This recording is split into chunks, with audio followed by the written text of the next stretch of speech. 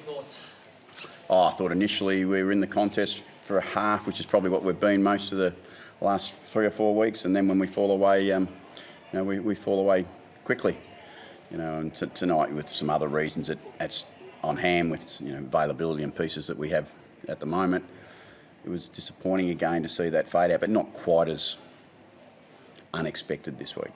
You had so much supply early. Yeah. Couldn't make the most of it. Yeah, I think that's our season in lots of ways, is that we've had efficiency issues going forward, but we've had our 1 and 2 key forward out for most of the year, which makes it really quite difficult because you go down the chain a fair bit. But the reality is we've got to make do with that, and we have to be better than that. We provide enough chances, and we're not able to make enough of those chances, and that then in turn reflects back through our ability to keep sticking at it and staying at it and moving the ball. So we feel a little bit, in the moment, I think we feel a little bit overwhelmed with some of the pressure that's coming our way when we can't hit the scoreboard ourselves.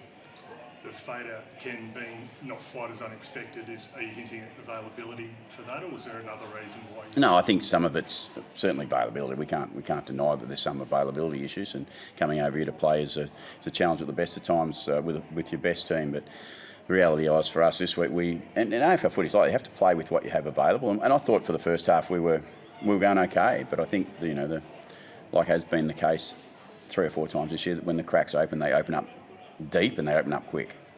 What's the drop off? Is it intensity that's dropping off? Is it effort? No, I think it's a fair bit of confidence in the way we're doing things and the way we're using the ball or not using the ball and the way we're defending without the ball. I think we're a little bit half a step off because we don't want to make too many mistakes, and in turn that's making us look like making a lot of mistakes. So I think there's a fair bit in that.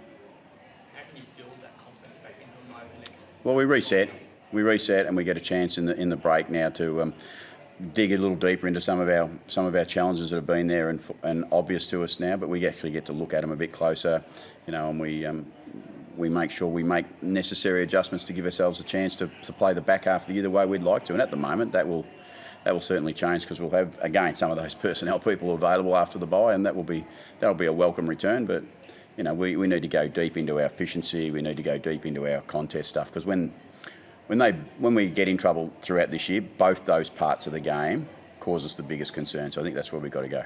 Is it possible to change it now in a short period of time? Oh, well, as an opportunity, is it possible? It's certainly an opportunity, and I think we can certainly do a lot better job than we've been currently doing. Whether that gives us a chance to be in games for longer, then that gives us a chance to be more like ourselves and to play it for a longer period of the game. I think it does give you an opportunity. It's just what you can turn that opportunity into. And there'll be clubs that will get those opportunities throughout the next 3 or 4 weeks when they all have their break.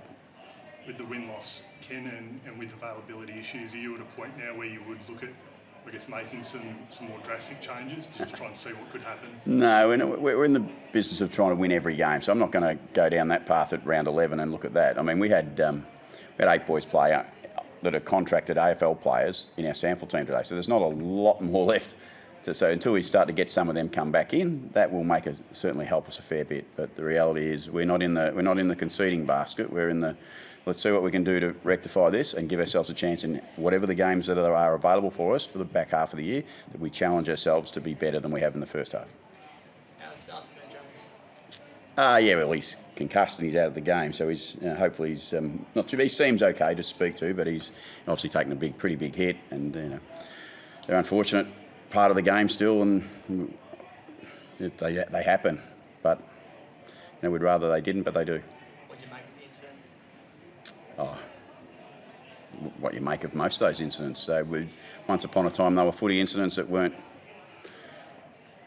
such a big issue, but they are now, and rightly so because of the concussion. And I'm sure both players went at the ball pretty reasonable, but in the end there was a brace, seemed like a brace that causes some problems, and whether that's Darcy hitting his head on the ground or not, it caused concussion. So I'm sure Piercy wouldn't have meant that, but it'll play out with the AFL like it always does.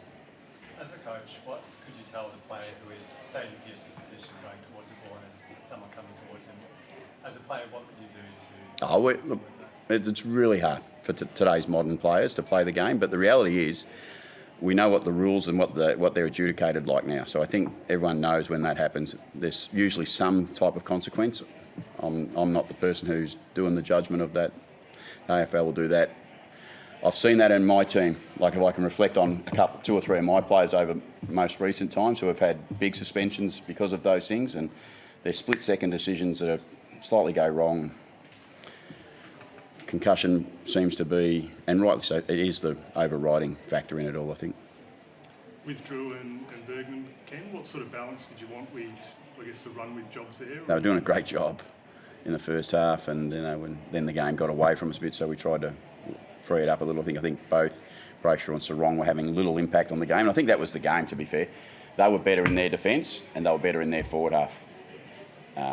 So they end up forcing our hand a bit to break some of those little challenges or those little contest battles that we had going on within the game, and we try to get ourselves back into the game. So, we do what we have to do to try and give ourselves a chance to win.